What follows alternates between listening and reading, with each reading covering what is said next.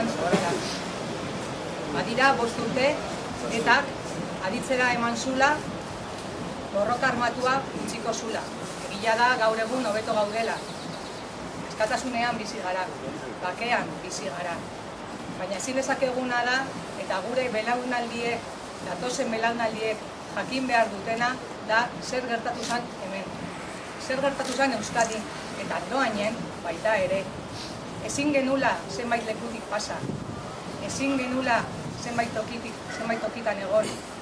Eta Joseba erail zutela ezberdin pentsatzeagatik, askatasuna defendatzeagatik. Hori da garrantzitsuena. Eta nire ustez, diferentzia edo pentsamendu ezberdinak izatea horrek aberazten gaitu. Horrek laguntzen digu gizarte hobea izaten. Eta hortarako lan eman dugu. Jarrai dezagun etorkizuna eraikitzen. Jarrai dezagun denon artean elkarbizitza lantzen. Baina beti kontuan izan da hemen gertatutakoa. Beti memoria abiapuntuta hartu bezala. Mila esker. Esan nahi nun baita, como se suele decir en estos casos, que nadie muere del todo mientras hay alguien que le recuerda. Joseba, tú sigues aquí entre nosotros muy presente, en el corazón y en nuestra memoria. Muchas gracias.